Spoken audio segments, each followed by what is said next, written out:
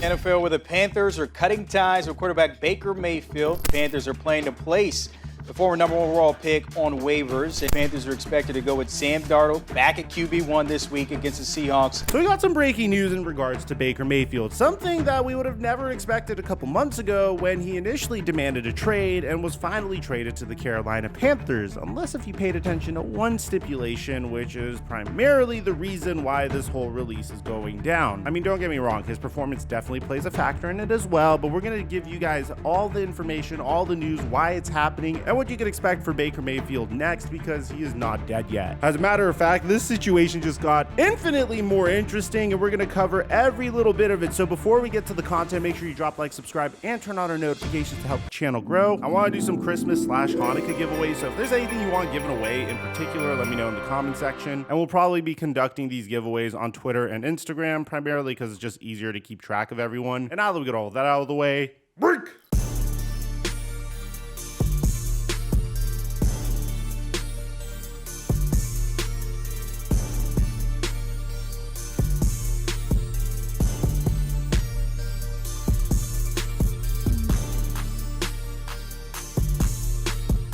It's challenging being a sports fan in California because they did not pass the prop that allows us to gamble on games. So we had to look for some alternatives, and we did. Introducing Prize Picks, a very simple daily fantasy sports game, which in my opinion is better. Prize Picks is available in 30 states, DC, and Canada. And it's very simple. All you do is look at Prize Picks' projections and you choose higher or lower than their projection. And this week they're giving us a free square. Now, if you remember during Thanksgiving when they gave us a free square, I gave you guys what I consider to be a lock, and we were able to hit on that lock. And we're going for it again. We just need to get one square right for us to 3x our money. Easy peasy lemon squeezy. All you have to do is first sign up for Prize Picks with my link in the description down below, or download the app on your phone and use promo code Mikerophone, and they'll match up to $100 of your initial deposit. Now, once you're done with that, open up Prize Picks either on your phone or on your desktop. The very first thing you're going to do is obviously select Justin Herbert. His projection is 0.5 passing yards. I don't know what it is. I feel like Justin Herbert at the very minimum will throw for at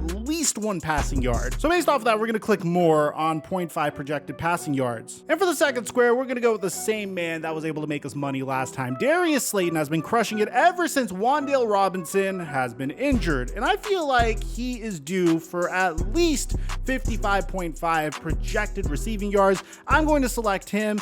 I'm going to push more. And if you get these two correct, then you can 3x your money. Now, I play Prize Picks all the time. If you guys want to see more of my picks, then make sure you follow me on Instagram or Twitter. And if you sign up for Prize Picks, make sure you use my link in the description down below so you could get up to a $100 deposit match from them, so you have more money to play with. And thank you, Prize Picks, for the sponsor. Mic check 1 2 1 2. What's going on, everybody? I understand that I've appeared on this channel multiple times and told you that, hey, if X and Y thing doesn't happen for Baker Mayfield, his career with the Carolina Panthers is in jeopardy. Here's why Baker Mayfield is officially the Carolina Panthers initially traded a conditional 5th round pick that could turn into a 4th round pick if Baker plays 70% of his snaps. Meaning they now have incentive to ensure that Baker Mayfield doesn't play anymore for the rest of the season. You see, the beautiful part about the NFL is a lot of times we see the same player in a similar situation and making a completely different decision, and as a result of it, you'll get a different result. There's no consistency in these types of situations. We've seen disgruntled players demand trades all the freaking time. I mean, one of my favorite examples of this is a couple of years ago, the Minnesota Vikings and Stephon Diggs weren't on the same page. The Minnesota Vikings then traded Stephon Diggs to the Buffalo Bills for the 22nd pick in the 2020 NFL Draft. That worked out wonderfully for the Buffalo Bills. Stephon Diggs was very instrumental in Josh Allen's development and elevated him into one of the best quarterbacks in the NFL. Meanwhile, the Minnesota Vikings, they got the pick that became Justin Jefferson, which is without a doubt the best wide receiver in that entire draft class, at least so far. A couple of years later, this past offseason, the Tennessee Titans were in a similar situation. They couldn't agree with A.J. Brown on a contract extension. As a result, they traded A.J. Brown to the Philadelphia Eagles for the pick that would eventually become Treylon Burks. And although Treylon Burks is still a rookie, you have to admit he is not making a Justin Jefferson-like impact on the Tennessee Titans. He may turn out to be a great wide receiver, but that was an identical situation with a completely different result. And the same could be said about Baker Mayfield. He had the opportunity to play the situation out completely differently. We cited it multiple times on this channel. About 9 months ago, the Cleveland Browns were in a very unique situation. They spent a #1 overall pick in the 2018 NFL draft on Baker Mayfield. He's played decently so far, but you could definitely agree he is not a Hall of Fame quarterback, and you need to make a decision on his contract within the next year. At the same time, Deshaun Watson demanded a trade from the Houston Texans, and if you offered the right amount, you may be able to get a player that is a significant upgrade from Baker Mayfield, at least in theory. As a result, the Cleveland Browns initially flirted with the idea of bringing in Deshaun Watson, and Deshaun Watson in the very beginning said he wasn't interested in joining the Cleveland Browns. This pissed off Baker Mayfield. How dare you even explore trying to upgrade that quarterback position? And as a result, Baker Mayfield immediately demanded a trade, even before Deshaun Watson got traded to the Cleveland Browns. Now, I said this on this channel multiple times. We know Deshaun Watson was suspended for a majority of the NFL season, 11 freaking games. And as a result, the Cleveland Browns had to turn to Jacoby Brissett during those games. Had Baker Mayfield stayed in Cleveland, he would have played in the same system with a pretty nice supporting cast under the same coach. He would have had an 11-game sample size to show that he's still a good QB. And hell, he even succeeds in this narrative. How many times have we seen the Baker Mayfield cycle? You know how the public starts doubting him and then he plays really, really well. The fact that he plays really well goes to his head, and then he plays like garbage, and then the public starts doubting him again. Well, this was an instance where his own team was doubting him. But ultimately, that's not what Baker Mayfield did. He demanded a trade, and he would eventually get traded to the Carolina Panthers, who were in a similar situation the year prior with Sam Darnold. They were taking on a former top 5 pick in the same freaking draft, by the way, and trying to make it work under Matt Rule. And unfortunately for Baker Mayfield, who would have thought that this wouldn't work out, going to a team that was clearly on a downward trend, whose coach was on the hot seat, and learning a brand new offense in about a month and a half, trying to make it work with brand new wide receivers, which, by the way, one of the wide receivers literally took a shot at you prior to you coming here, doesn't have a high chance of working out. And ultimately, it didn't. I mean, there was definitely circumstances that were out of Baker's control, like, of course, firing Matt Rule, bringing in a brand new head coach in Steve Wilkes, having other quarterbacks competing with you for the opportunity to start. The revolving door at QB adds additional pressure and makes it very difficult to succeed. And then you trade Christian McCaffrey on top of that as well. It's just clearly not a good situation to prove to all of your doubters that you're still a good QB. And ultimately, Baker Mayfield's stat sheet showed that. He was only able to win 1 out of his 6 games when he was starting for the Carolina Panthers. Now, the last time we made a video on this, we mentioned that there was a stipulation for the Carolina Panthers and incentive to make sure that Baker Mayfield doesn't stay on the football field. And we said in our last video, as a result, there was virtually no chance for Baker Mayfield to start for the Carolina Panthers again, and his career with the Carolina Panthers is without a doubt done. Now, if he was to stay on the Carolina Panthers roster for the rest of the season, then he was going to be in a very bad situation this offseason. I mean, if he's lucky, he might be able to latch on with another team as their backup. Fortunately, this is not a situation any quarterback would want to be in, and I know at face value, it doesn't sound like a good idea, but this was without a doubt the best move he could have made. I know it sounds twisted, but Baker Mayfield is expected to be released today. Now, this originally came to us from Ian Rappaport, saying sources, the Panthers are expected to release quarterback Baker Mayfield, will hit waivers when it's finalized today. Now, this is really interesting because you would think the Carolina Panthers went to Baker Mayfield and said, "Oh my God, you are so garbage that we need to release you." That is not what ended up happening. What happened was Baker Mayfield approached the Carolina Panthers and asked for his release. And to be honest, it makes a lot of sense. Why? Because originally, when this trade was made with the Carolina Panthers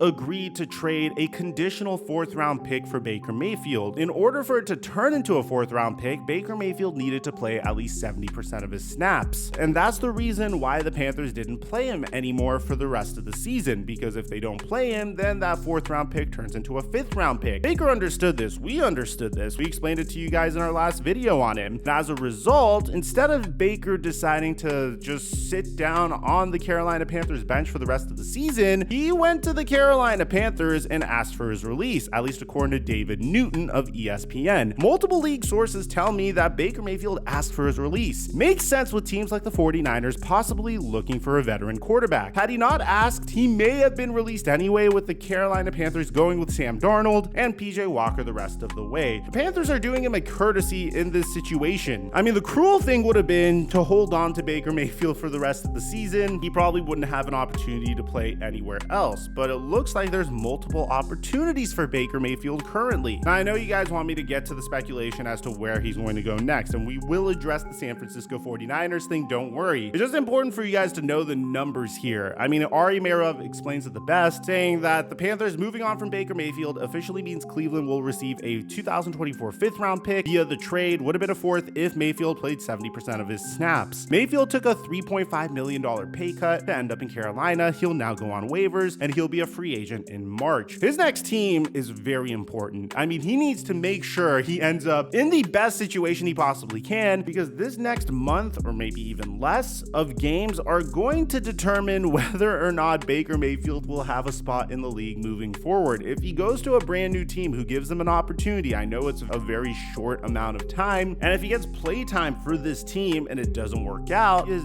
days in the career are probably going to be numbered. What I think is probably going to happen is he's going to join a specific team, and he's going to be this team's backup for the next year at the very minimum. Now, number one team that is being floated as the most likely place for Baker Mayfield to sign with is the San Francisco 49ers. The reason why the San Francisco 49ers are being mentioned the most is, of course, in their last game, Jimmy Garoppolo broke his foot and sustained a season-ending injury. So now your QB1 and your QB2, which you were lucky to bring back to begin with, are gone, which means the San Francisco 49ers need to depend on rookie QB and Mr. Irrelevant, Brock Purdy, to hopefully take them to a Super Bowl, which is why immediately you have Ian Rappaport saying waivers will be fascinating. The San Francisco 49ers have a need. And waivers will be fascinating because Baker Mayfield's situation is significantly different than your average player that is getting cut by his team. For one, Baker Mayfield's contract isn't that expensive. I mean, a team that would be claiming him would only owe $1.3 million